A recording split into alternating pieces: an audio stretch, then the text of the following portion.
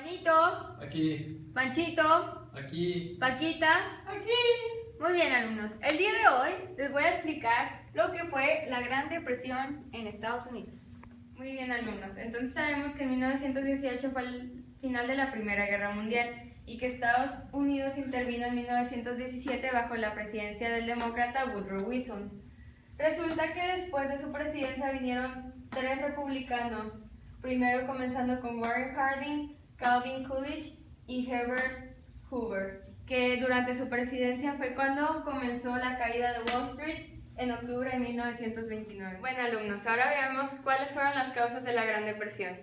En los años 20, la economía americana se concentró en dos industrias, en la de la construcción y el automóvil, las cuales decayeron a finales de la década. Y como estas dos están siendo concentradas por toda la población, en el momento en que esta decayó, afectó de manera importante a la economía estadounidense. Esta mala distribución del poder adquisitivo, que refiere a la cantidad de bienes adquiridos con una suma específica de dinero, llevó a la debilidad del consumo americano, ya que la población no era capaz de absorber la producción que se estaba generando.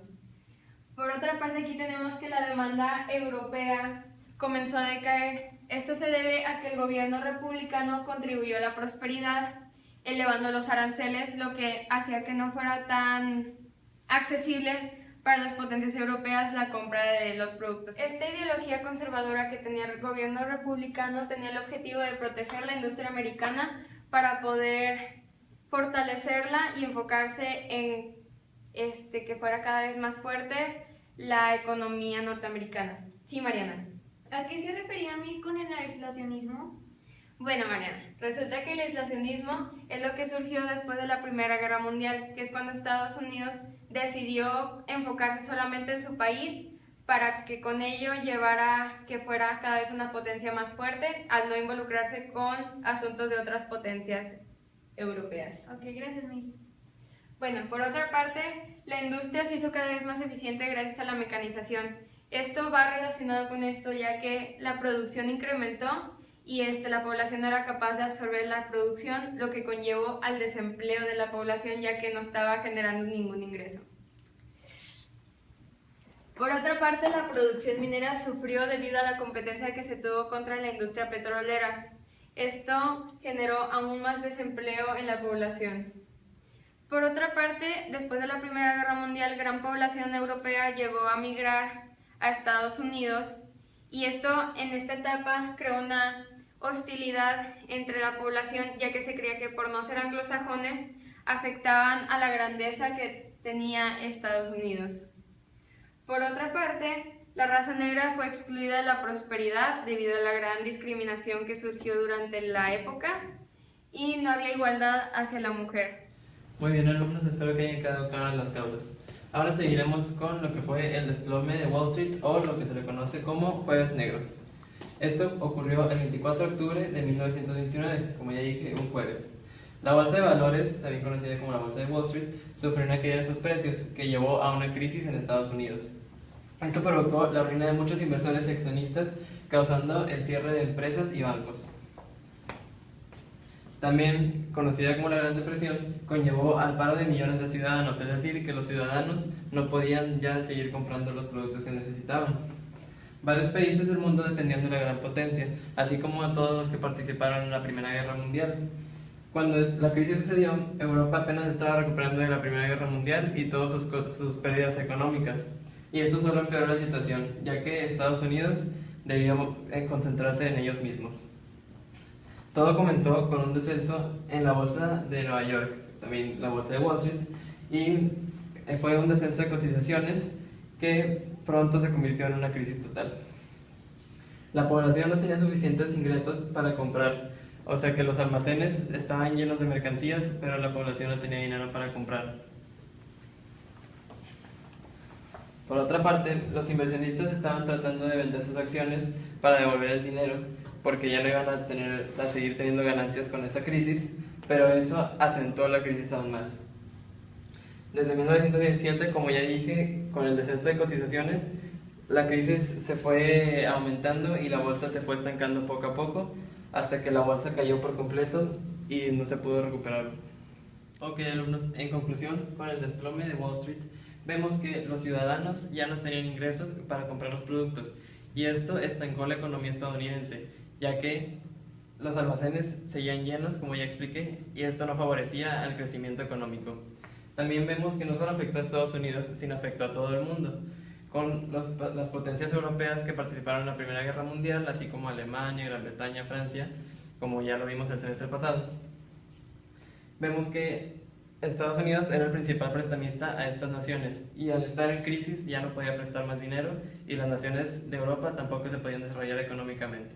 Ok, alumnos, después de haber visto más a fondo el desplome de Wall Street, vamos a ver las consecuencias que tuvo la Gran Depresión en Estados Unidos y en el mundo. Una de las principales consecuencias fue que para 1933 14 millones de personas fueron desempleadas debido a que pues, las industrias estaban cerrando y pues ya no había manera de contratar a más gente. Otra de las consecuencias fue que hubo una reflexión y una creación artística, ya que fotógrafos como Roy Stryker y Walter Evans retrataron lo que se vivía en las granjas rurales, la pobreza que se vivió durante la crisis y la Gran Depresión, y también hubo varios escritos sobre esto, y pues hubo un gran avance en el ámbito artístico debido a esta situación. Después estuvo que los inversionistas perdieron muchas de las acciones por las cuales habían invertido debido a que ya no generaban ganancias. También estuvo una notable reducción de bancos porque, como ya se dijo, la economía básicamente estaba parada, o sea, no había manera de continuar. También está que la economía alemana se desplomó y que la prosperidad de las potencias europeas se vieron perjudicadas. Como les había explicado antes, como Estados Unidos era el principal prestamista de las potencias europeas, al momento en que Estados Unidos se estanca su economía, ya no tiene más dinero para prestarles a los europeos. Entonces los europeos, que muy apenas estaban recuperando de todas las pérdidas económicas de la Primera Guerra Mundial, empezaron también a estancarse, y pues esto provocó que también empezaran a caer en crisis. Y por último está que surgió esta ideología o movimiento que se llamaba New Deal, que fue propuesto por Franklin Roosevelt.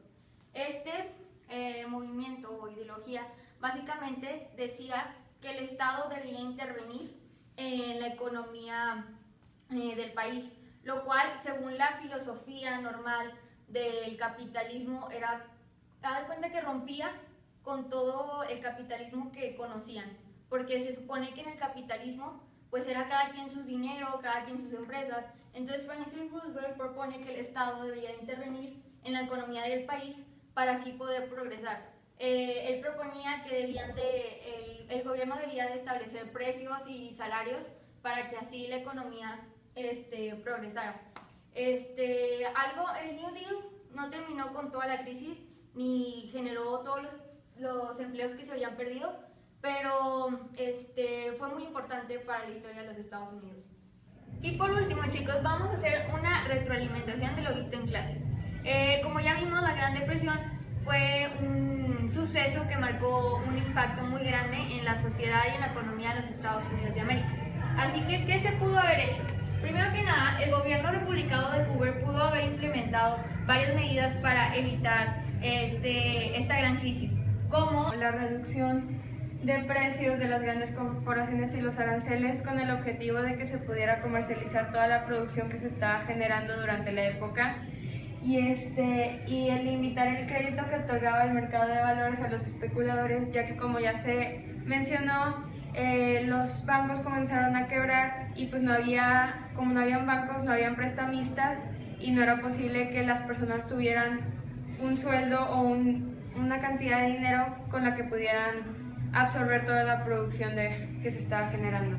Bueno, chicos, eso fue todo por el día de hoy. Los veo en la siguiente clase.